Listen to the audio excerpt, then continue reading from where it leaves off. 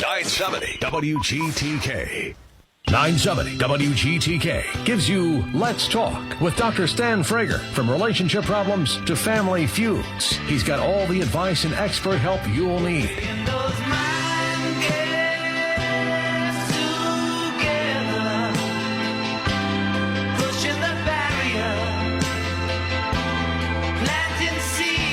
Now, here's Dr. Stan Frager.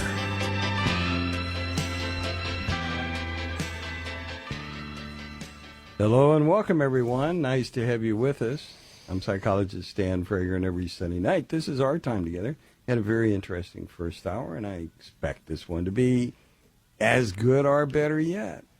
With me tonight, Dr. Eli Karam. He's a licensed marriage and family therapist. He's a clinician, and he specializes in couple and family therapy. You heard us talk about the fact that we've been talking about how there's a sandwich generation going on of people taking care of their family, taking care of their parents, and trying to take care of themselves. Dr. Karam has a private practice here in Louisville, and he's president of the Kentucky Association for Marriage and Family Therapy. Besides all that, he's an assistant professor in the family therapy program at the Kent School of Social Work. Yes, go Kent. The famous and one of the top graduate schools of social work, and now undergraduate as well. And he teaches and supervises therapists in training, and he's a regular friend of our Sunday night family. Nice to have you with us. Always good to be back, Stan the man. Yep, so it's good to have you back. And you heard a little bit about what we talked about that first hour. And so what are some of the issues that are facing children today who are taking care of their, say, parents? It might be a widowed parent, could be a mom whose dad is either divorced and gone on, or somebody who has dad has died. Right. What's going on now? We think about tonight also, we think about caring for parents. We think they're very elderly and this or that. And the point tonight, we'll talk about this hour, is to kind of expand the frame that this really includes for all stages, as far as factors like financial hardship, issues of just physical care, emotional, interpersonal type of care, in the sense that many people, and we'll focus on single parents, as you said, whether divorced or widowed or whatnot, the pressure on the siblings to take care of that parent if they know they don't have anyone else, they don't have means of money, they don't have any support networks, the onus becomes on the children, and then it stirs up all of this family of origin, as we call it, Dr. Stan, what happened in your childhood as far as your role with your siblings and with your parent. All of that gets stirred back up, and sometimes children and their adult children in their 30s, 40s, 50s, and beyond caring for their parents. So the idea is you have to really be able to work not only with that single parent, but with your other adult siblings. And sometimes that can be hard if you don't have a collaborative relationship going in. You see a lot of brothers and sisters getting tore up over these kinds of issues. I mean, my sister, I'll give you an example. When my mother, blessed memory, who it finally got to where we knew she couldn't stay by herself at home. She needed assisted living. In St. Louis, there were two different choices. One was run by one of the universities, and it was nice, but it was very modest. And the other was much more elaborate, but much more expensive. So my sister, who lived in St. Louis at the time, had narrowed it down to these two. Yeah. And the question was, one was going to really tap into the inheritance. I mean, it was going to be a major expense. We had about not even a 30-second discussion. And my sister, Maris, called in and she called me up and she said, what are we going to do? You know, these are the two big choices that seem reasonable. Now, go ahead. But yeah, the punchline to this, it was a 10-second conversation. Mm-hmm. Both of us said, you know what? This is mom's money. It was mom and dad. We're going to spend it on mom. Mm-hmm. But I have had patients who come in and they get in fights. And sometimes it's very significant dollars. One One of them was a gentleman came in, and he wanted to donate all of his money to a charitable organization. And the children said, "Oh, no, you can't do that." And they got in a terrible fight. The lawyers wanted to prove that he had Alzheimer's or cognitive loss. We tested him. He was fine. Well, you bring And up he gave away it was millions of dollars. you bring up a couple important points. That this idea from your own story, it's like, what do we want to do for our parent? The dream of what we'd like to do. If money was not an object, we'd put them in the best place. We would give them this or that, with the reality as far as what we can do. And for some parents, especially in these economic times, it's great in the story like you had if the parent has a lot of resources and the siblings are deciding how to allocate that. But what if they don't? And then what if you have to come together with your sibling? In your story, Maris, was she your older sister? Or what was her role in the family? Yeah, she's my baby sister. How did Maris get so much? Because we think that work care is distributed equally among siblings. That's never the case. I've never seen any situation where if there's two or more siblings, it's all equally divided. Many things get in the way of that. So someone is always going to do more of the care. And in a situation like that, how did Maris even get to the point to be able to make the decision of what was going to happen with her? And the part of it is that Maris is in St. Louis. My mom had moved from Memphis. Geography. Geography, so she could be close. We wanted either to Louisville or to St. Louis, but I was busy working every day. Maris worked part-time, so she became the logical person to take care of. There you go. So a lot of times when we get siblings in these roles and it seems unbalanced, one sibling or multiple siblings, you're always closer. So geography, I had that on my list, Dr. Stan. Geography is always a factor. We'll get back to it in a minute. Dr. Eli Karam, I'm Dr. Stan Frager. We're here for you. 571-0970. What are the issues you're faced with? We'll help you. 571-0970. Dr. Howard, Dr. Fine, Dr. Frager. You found Let's Talk with Dr. Stan Frager. Dr. Stan Frager is standing by to give you insight on issues that matter most to you. Call now, 571-0970. Hi, welcome. I'm Dr. Stan Frager, and every Sunday night, this is our time together. And with us is Dr. Eli Karam. We're talking a lot tonight about what families can do to help each other and the kinds of conflicts and issues that come up among brothers and sisters. And we're taking care of mom or dad or both. And at the same time, we have our own children. At the same time, we're trying to take care of ourselves.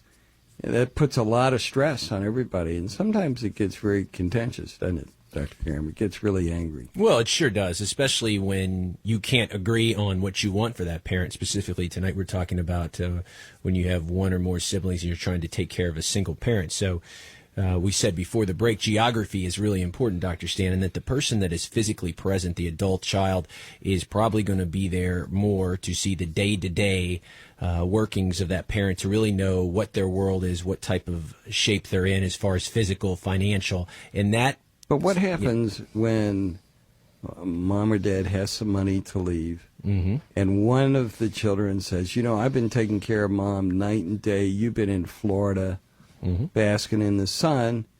Why should we get the same? She's leaving X dollars or this house. Why should you get half of it when you haven't done anything and I've worked for the last 5 years? Yes, my care is conditional. I've earned it. So if I'm going to continue to care for mom and dad, don't expect to, if you're talking to your sibling, don't expect to get what I get because I'm been the one doing the work. And I think that does cause a lot of hard feelings among siblings, and it puts a parent in a difficult situation. Should they change their will if one of their children is around more, doing more for them? And I think it's, again, how we approximate care. Adult children can help in different ways. You got to think what you're good at. Lots of times, people that are not geographically close, however, monetarily can support the most. So if you're a parent that does rely on your child for monetary support, and in your example, the parents had plenty of money, but the reality is that many marriage and family therapists are working with adult children, adult siblings, where their parent doesn't have any savings, where they are living off Social Security, their spouse has died or they're divorced and they don't have the help. So then it becomes, how can I work with my sibling the best? What do I do well? Where do my skills lie? Perhaps I can help my parent with financial means.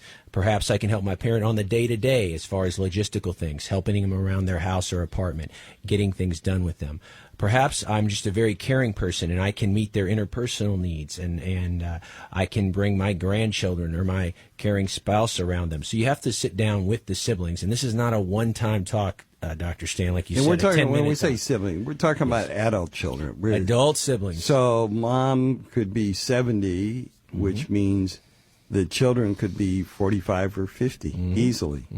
And so here they are in the mid-career or senior in their career. Could even be younger than that. Could be children in their 30s that are starting their own families, and then their parents are still in their 60s, or parent, and again, has fallen on tough times. People just can't retire at 65 anymore. What about when one parent, for example, one of the two children has given mom or dad a lot of money to get by on? Yeah. And now mom passes. And the child says, you know what, I should get paid back all that money I gave to mom now that she's left it. Why do you get half? In family therapy, people, what they fight about more than anything else is money. That's why I mentioned, I found that in my own practice, working with couples. Sure. That in the books they try and tell you communication's the number one problem. These professors sometimes at the universities, you know the type. They try and tell you, it's communication. You got to improve communication. Well, that's probably true, but at the same time, what I've seen the biggest arguments over are money. Yeah, well, let's talk about money and some ground rules. If you are helping your, let's say they're still living, that's our focus now. If you're helping your adult child and you are helping your parent monetarily, there should be some checks and balances on that. And the idea that if you are giving money to your parent, it should be used in a certain way. I mean, I've worked with several families where the adult child was doing well financially, was not coupled or married at the time, so they were able to financially help their parent a lot. But the parent, was living above their means. In this case, the mother was, going on shopping sprees, buying gifts for people. And when you're going to accept financial help from your child, unless it's a gift, you should be accountable for that. So, we have a whole system as far as how how marriage and family therapists help adult siblings kind of work with their parents around money. Yes, and the idea that much like you'd put your emerging adult or your college freshman on a debit card, same principle. The idea that if you give money, it should be accountable. Any kind of purchase you make, it should be going towards helping you maintain, and that's probably really essential because we're talking about adult children with their own responsibilities, even if they're not married, cost of living, retirement, things like that. So to open up your pocketbooks comes with a promise from the parent that they're going to be accountable. So nothing worse than to really burn a bridge between an adult parent or an adult child and a parent versus financial mismanagement, because that's probably one of the reasons the parent got into that bind to start with. If they could manage their money, they probably wouldn't need that type of support from their siblings. And that, as you said, also causes hard feelings in the sense that if one sibling is doing more with money, it does create inequity. And the other sibling, might be helping in another way, but if you're comparing, it's not an apples to oranges comparison. So the way we do it, we can talk about how to have the family meeting. If you're in a situation like this, and we'd love to hear from you, call in. Yeah, 571-0970. Yeah, if you are an adult child thinking about taking care of your parent and you have other siblings, we're going to have some tips for you coming up in the second half of the hour of how to sit down and have an ongoing dialogue. It's not a one-time talk. And really, Dr. Stan, it's a process more than an event. It is. And the other thing, too, we're talking about, I don't want your listeners to think that we are bashing the adult or the parent, the aging parent, in the sense that while they may have made some bad decisions financially or kind of gotten themselves into trouble. Everybody deserves to be honored. I don't care how old they are. So we have to find a way to do this where we honor and respect our parents' autonomy while also being kind of firm, having boundaries, and being able to live our own lives as far as being the adult children. And at the same time, if you're taking care of your parent, you would hate to give them some money and help them with expenses, and then it's spent foolishly. Well, I think there's probably no worse feeling than, again, trying to help someone and trusting that they're going to do the right thing and have that trust kind of turned around. So, and sometimes parents, just like kids, just like the teenager that can spend and take from their parents, and because they think their parents have it, they're really not thinking about money. Some aging parents overestimate probably the financial wherewithal of their children. They feel if their child is offering it, they must have it. But again, that's something that has to be negotiated, and there has to be financial transparency in any type of kind of adult child parent arrangement, in the sense that you need to know what's happening. You should be able to, if you're on a joint account or if you're giving checks or a credit card to your parent, you should be able to log online, have that password, be able to see everything that your parent is doing, and vice versa. And that should be, if your parent needs something, if you're financially supporting them, if they need something that's above and beyond, the parent has to be able to call the adult child and negotiate that and make a request, not a demand for what they want. And this, so in a situation like this too, don't forget about the siblings that maybe are not geographically close, maybe do not have enough financial means to contribute. And when you're saying children, yes, you're talking about children who might be 30, 40 years old. Yeah, I'm talking about adult children, siblings, and what do we do for that one sibling that is just out of the loop, in the sense that they don't live close, they don't have the financial means? How can we have them be part of the plan to take care of this parent? How do you deal with the client comes in and there's two children? One, when the parent dies, they're going to handle money fine. They're going to do the right thing. The other one, when the parent dies, they get this big lump of money. They're going to go out and buy a $100,000 car and give money to all their friends and rounds of drinks at the local bar. Spend it foolishly. It seems like if you give to one child all of it, and then the other child, you say, well, I'm going to partition yours out. You'll get yours in a monthly check.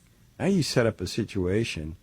Why does she get all her money at one time and I only get mine in a monthly check? Yeah, I know, working with families, I know parents that have changed their wills actually before they passed away, and taken, because of this exact same thing, taken one child or off the will or reduced their amount. So I think the idea, again, is to, if we're honoring the intent. But that just sets up friction. I mean, sure, if you give one child X amount and the other child half that amount, you're going to set up a bitterness between the two children. Inherent inequity, in the sense that, as I said, in the caretaking situation, one adult child is always going to do more of the caretaking. I know very few situations where it's a 50-50 split between the siblings. But no parent, we were raised, we don't want to favor one child or the other. So it is inequity in the sense that one child will probably do more of the caregiving, but the allotment, if there is anything left in the will probably be split between most children. And I think parents have a hard time kind of going back and saying, well, so-and-so did more for me or is more trustworthy, so I'm going to leave them more. It's very hard to do that. You just set up the two kids are going to, and again, the kids could be in their 40s or 50s. Yeah. But the two, surviving children are going to hate each other. You're exactly right, Dr. Stan. That's one thing probably no parent starts out wanting to split their children or cause a friction in the either adult relationship, but it happens. And money, again, for a lot of people, is the root of all evil, and it quantifies your worth, what you're worth, how much you will do, and it creates natural tension, especially when some people want it more than others. All right. The lines are open. We welcome your calls, your comments, your questions. 502 area code 571-0970 puts you here with Dr. Eli Karam, who's president of the Kentucky Association for Marriage and Family Therapy, and a professor at the Kent School of Social Work at the University of Louisville. And your own Dr. Stan, who's here on Sunday nights with our Sunday night family. I'm trying to keep our family together on Sunday nights. You do want to listen and listen to what's coming up. 571-0970. We'll be right back. I want to understand, Doctor. All right, I'm ramped up. It's Dr. Stan here, and I'm here with Dr. Eli Karam from the University of Louisville. And we're here talking to you. The lines are open. We welcome your calls.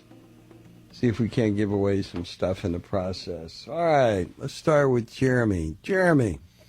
Hello, everyone. Hello, Jeremy. Go ahead. So I actually had more of a comment. I heard you guys talking about like a lot of animosity develops with families when they split the will. Now, this actually didn't happen to my family. This happened to a good friend of mine. We were discussing our families just the other week, actually, because I have a reunion coming up, and apparently her family's very split. She really doesn't see her other side of the family, and the story that she gave me was actually really interesting. Apparently, her great-grandmother she never had much money, but she had about $6,000 to her name. And when she died, she wanted to give $2,000 to each of her 3 children. Well, one of her children actually had passed on before her, and so she wanted to divide the $2,000 between her daughter's 2 children, her grandchildren, my friend's dad being one of them. Now it gets to be a sticky wicket. Splitting that $2,000 was actually apparently an extremely offensive thing to do for the 2 surviving children. I mean, they were fighting tooth and nail, trying to coerce her to change her will, trying to say that she was out of her mind when she made that change in her will. And apparently the family still doesn't talk. One of them actually had a heart attack just a couple weeks ago, and when they went to check on her, she turned them away at the hospital. And that was just over $2,000. Yeah, the comment is a good one. Thanks, Jeremy. The comment is a good one in the sense that it's sometimes not about the actual dollar amount. It's about what it represents, this worth that we have. Do you love me as much as the other sibling? And again, it should not be a contest. But when we equate it on, again, what we put into the relationship, nurturing that, taking care of our aging parent, it does feel like a slight sometimes if we feel that our sibling or other family members are getting preferential treatment. So it cuts to the core. In family therapy, we have this theory called the differentiation, Dr. Stan, and kind of takes us back, this idea to separate kind of rational thought from emotional thinking. And it was developed by Murray Bowen. And Murray Bowen, who is a brilliant man, he said, though, you put him with his family of origin. He could be in the room with any other family, being very calm and coaching them and helping them, but you put him with his own family. And after about an hour and a half, he would regress back down to this primal emotional state. I feel the same way. You help people all the time, and we give advice, but you put us with our family of origin. And instead of a man in my late 30s with a PhD, I regress right back to, petulant kind of teenager fighting back and forth with my brother and my mom. So I can relate to that. And really, when you do that too, it's like you have to respect where your more than so. What you're saying is it was much more than just the money. Yeah, What's in the line here is, do you love me as much as you? Yeah.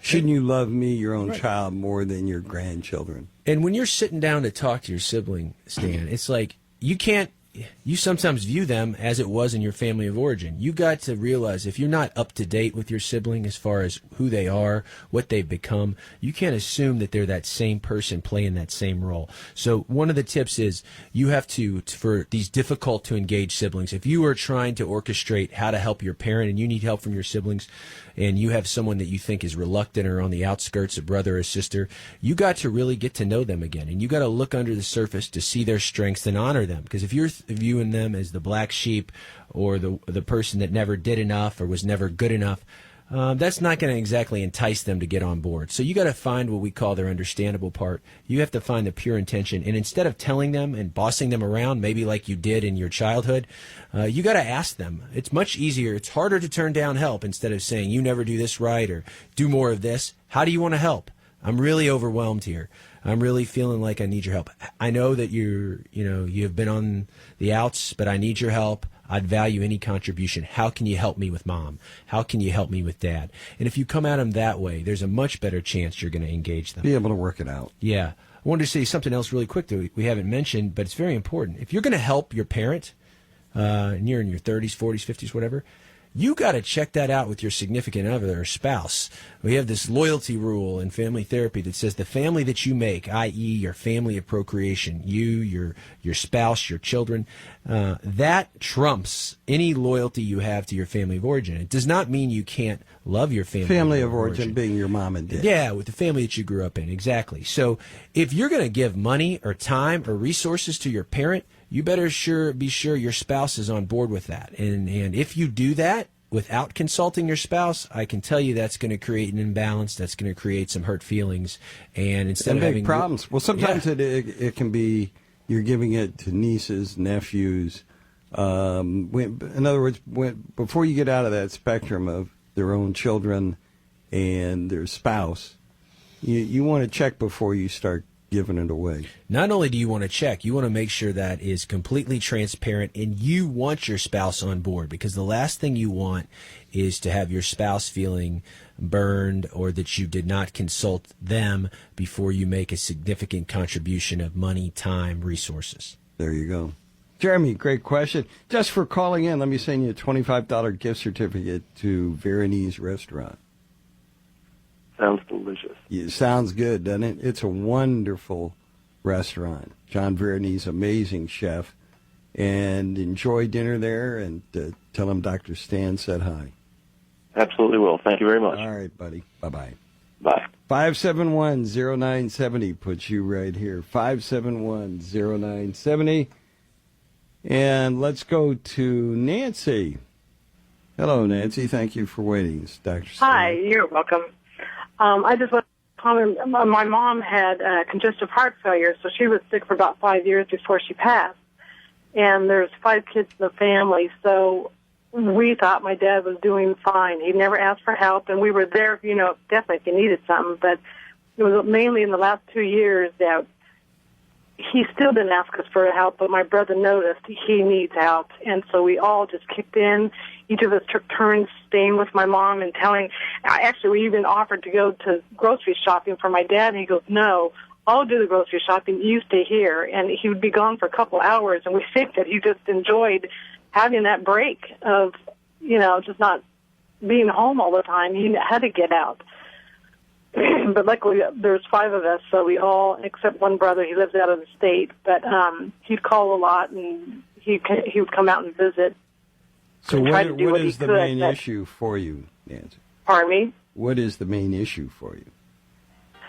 Actually, for us, I think we were blessed that none of us fought. We all got in there, and if somebody couldn't do something else, we'd call each other and say, hey, can you do this? I'm not able to. Whatever it was. You're blessed. Trust me. We were blessed. I'll send you a little gift certificate to Goose Creek Restaurant just for calling up and saying hi to us. Okay. Hopefully we have that information from you. Hold on. Let our assistant producer get the information. Okay, thank you. All right. Be right back. 970. Dr. Frager. You found Let's Talk with Dr. Stan Frager. Dr. Stan Frager is standing by to give you insight on issues that matter most to you. Call now, 571-0970. And welcome with Dr. Eli Karam. And we're talking about how we're going to take care of our family, how we take care of our parents, how we take care of ourselves as we get a little bit older. I wanted to say something about Nancy's Nancy comment. called earlier about the 5 brothers. Yeah, Nancy makes a good point in the sense that sometimes we have parents out there, we've been talking this hour that some parents are just more than willing to accept help. But what if your parent is very proud and does not want to accept the support of his or her children because they want to be able to do it themselves? And really some tips working into our last segment of strategies for kind of honoring your parent, again, without taking away all their autonomy, with also being helpful. And you got to frame it to them. If you were the adult child, you got to sit down, first of all, get on your same page with your siblings, and then normalize it for your parent. That change is hard. That just because they need help from you, either physical help, emotional help, or financial, monetary support. It does not mean that they are less than, that their quality of life has to go on. So you have to frame that change is hard. And accepting help could actually, if done in the right way and everybody is being transparent and accountable, it could actually bring you closer together. It's one of those silver linings, and that you get to, no one should grow up seeing their parent. Some of us have idealized our parents for a long time, and nobody is perfect, right? So when we slip and fall, when we age. But I'm so close. Yes. You're close. So close. Not everybody. You too, like Dr. Karam. Stan. Yeah. You got those little kids. Yeah, those little kids, though, they it's amazing how quickly not only children can grow up, but I always say when I see someone idealizing, on the other way too, you don't want to idealize sometimes parents assume that they have raised a Superman or Superwoman. They can do everything. They can balance their family, their career, and take care of their aging parent. So let's say, and let's be fine all being What about if the people. parents need the help, but they don't ask for help and they won't let the children help? Exactly. And then, so you have to frame it as something that, even though it will be a change and it will be difficult, the upsides are potentially huge. My mother in this situation is going through a similar thing and has a hard time leaving her home. It's a home that I was born in that she's lived in for almost 40 years. And the problem is her life could be so much simpler if she'd just leave her home. She doesn't have to maintain these things that she can't anymore. But some parents, they're just attached to their stuff, their things, their way of life. And if you can frame it, you and your siblings together, as what the parent is going to have. Yes, they're giving up some things, but what they're getting in return is so much more. They're getting peace of mind. They're giving less to take care of and having to manage, more time to spend with their grandchildren, or enjoying things that people getting into this next stage of life should be able to enjoy. It shouldn't be that hard. So you have to frame it in a way that, yes, it's a hard change, but look what you have to look forward to. And I always tell, in doing this extended family of origin work with adult children and their parents, I always tell the parents, like, this is an opportunity, and it might not have been what you thought, but do not lose this opportunity to grow your relationship with your adult children, even if that means taking help. And again, that's why lots of people used to be right. The more children we'd have, the kind of evolutionary perspective, right, Dr. Stan? The more children we have, they'll be there to take care of us when we're older. So it's kind of the circle of life. It's built in, so accept it. Sometimes we see our parents maybe not make the wisest investments. They get older and they lose perspective. I mean, they'll buy something, for example, that matures in 20 years and they're 80 years old. They're betting on living to 100. It's like, what are you thinking of? So I'll give you an example. My mother, of blessed memory, they sold her, some salesman, car salesman, sold her a brand new Mazda with this high-powered performance engine. This is my 80-year-old mother. She didn't need it. And she drove it from Memphis to St. Louis without getting killed or killing anybody. Mm-hmm. But soon after getting back to Memphis, she did have a couple of accidents. Hardest thing in the world was when we had to take the keys away. Yeah. But what was, brand new, high-performance sports car, selling it to an 80-year-old It's a great woman. story because it represents a lot of frustration that the children have, and the adult children, in the sense that, Mom, why were you doing that? What were you thinking about? And a lot of time, it is the parent, again, not knowing, not really being aware that they're getting worked by a salesman, or they don't need that, or maybe they relied on their spouse to make those decisions, but now they're widowed or divorced, so they have to make these decisions. And I was working with a gentleman the other day. He was just losing it. He loves his mother, but he was losing it at his mother. His mother was paying $50 a week to get the grass cut for not a very big yard. She was paying way too much for her homeowner's insurance, for everything else, and she did not know how to negotiate these things. But she had been paying it because in the past she had it, but her husband had been deceased for about 10 years, and now she didn't have it anymore. So the son was really trying to do a good thing, trying to help his mom manage it, but he got so frustrated when Mom was either getting duped or not taking accountability for some of these purchases. His love and his care of his mom got expressed, his anger and frustration. That's really my last tip for all the viewers out here, or the listeners out here, in the sense that you need to maintain your kind of own sense of self-being, and when you're supporting a challenging parent, in the sense that if you come at them with anger or resentment, they're going to do one of two things. They are going to get very hurt and wounded, the parent of the adult child, or they're going to, shut down completely and make it even harder for you to help them. So I always tell people, when you're doing this, you have to model your own self-care. If you're in order to stop burnout as a caretaker, whether you're financially, emotionally, or physically caring for your parent, you need your own self-care. And what I mean by that is your hobbies, your outside relationships, friends. If you let all that slide, if your sole focus becomes taking care of your mother and or father sometimes, you're going to get burnt out pretty quickly. And you're not going to be good to take care of anyone if you can't take care of yourself. I mean, it sounds cliche, but the old adage, Dr. Stan, the oxygen mask is coming down, the plane is going down. What do they say? Give yourself oxygen first. And that's really true before you take care of somebody else. Yeah, if you have a small child with you, take care of yourself first. Yeah, amen. I always thought, what would happen now? What if I got 2 children with me? Very quickly, put one down and then decide. Look at the 2 kids and decide which to live and which to die. Yeah, I can make a joke about my family of origin right now, who I think that, the Smothers Brothers, mom always loved you best. But it really is true that the sense of, I'm dating myself there, but it really is true in the sense that you got to have this self-care in your own relationship, right? Whether you're dating, married, whatever. You got to have protected time in that. Not only you have to get your spouse on board, but you cannot stop working on the couple part of your life. Everything in balance. And, I think the silver lining of all of this, as we talked about this hour, is, we think of this as a burden or something that's going to add stress or obligation to our life.